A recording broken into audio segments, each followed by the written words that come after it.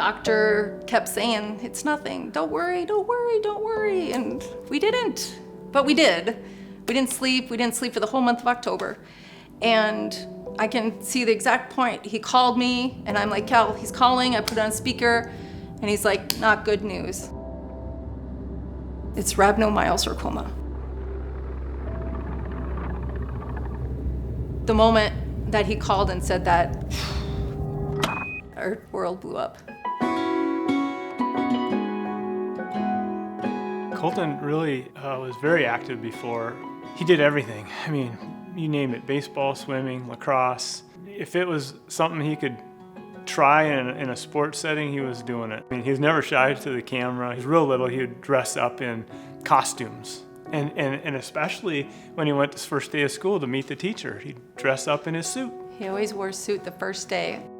Another thing that blew me away a little bit is when he became student council president when he was in elementary school. They had to make a video. I'm Colton Carlson, and I'm ready for your Stugo president. I don't know if it was a landslide, but he did win it, and I think that was probably the moment I'm like, wow, I better just let this kid do his thing. He's got this. I want to have the most memorable year any of you have ever had.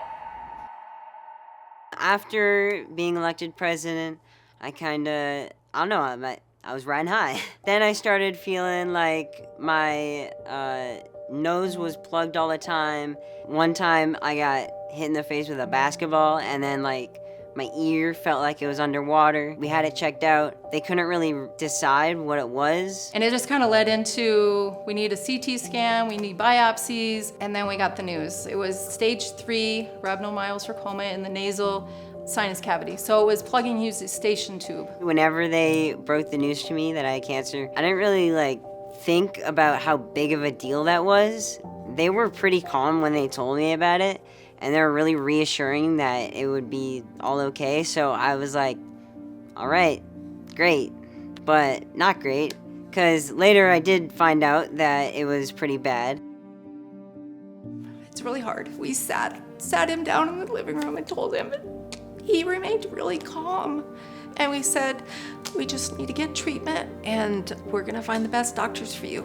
And I said, you don't worry, just go to school, we got this. And then we switched gears and said, okay, what do we need to do? We just kind of went into the mission mode. We were able to get a second recommendation from St. Jude, and they said, if you wanna be a patient here, please come. And so we got on a plane on Sunday, Cal, I, and Colton, and flew to Memphis. My other 2 sons stayed here with Cal's sister, so their aunt, and we started the process.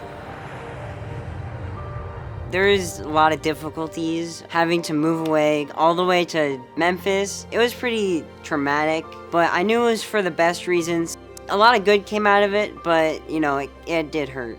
The decision to separate wasn't easy, but it was, because we knew what was at stake, and we knew that we could do anything for a year, that we had to do. Whatever we had to get through, if it was in Colton's best interest, we were gonna do it. And our other kids are like, you gotta do it, Mom. You have to do it. Because I sat with them separately and I said, you know what this means?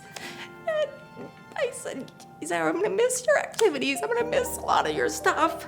And I said, it's not that I don't love you. It's not that I don't care. It's just Colton needs us right now. They never questioned it. They kept their straight A's. They did everything we asked and more. They really stepped up around the house. But our kids really are so proud of them for just how they handled everything.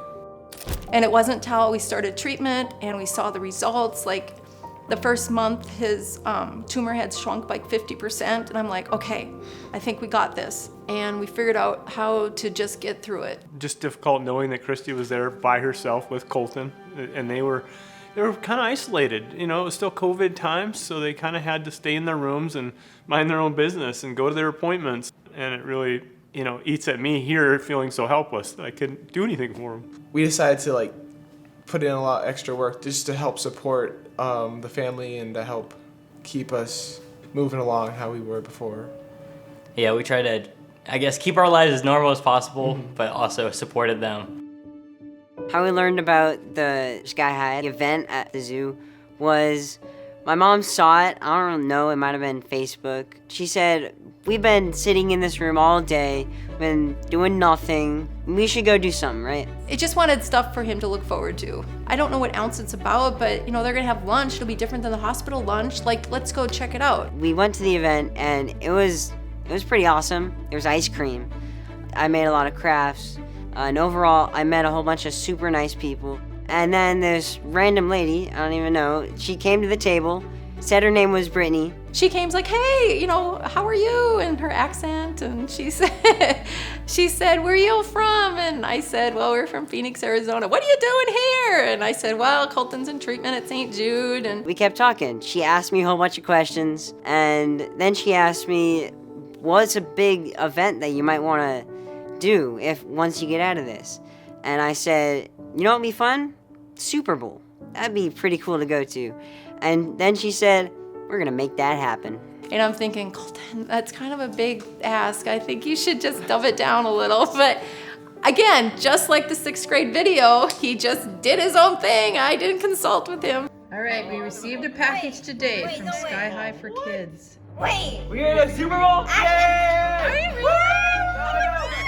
Honestly, whenever she said, I wanna make that happen, I didn't think it would happen. I thought she was just saying it to like bring me up, but it all came together. We came back from Memphis, and then we had 6 months of treatment.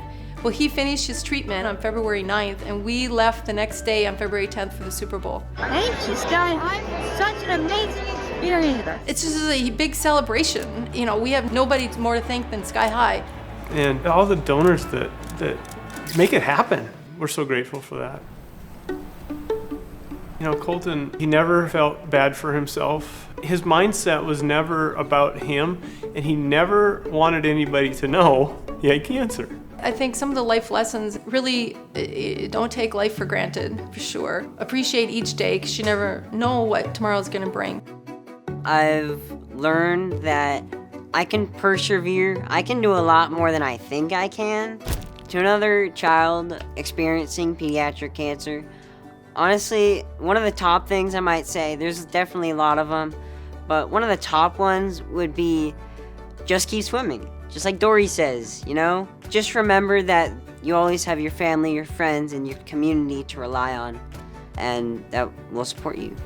Past is history, tomorrow is a mystery, but today is a gift. That is why it's called the present.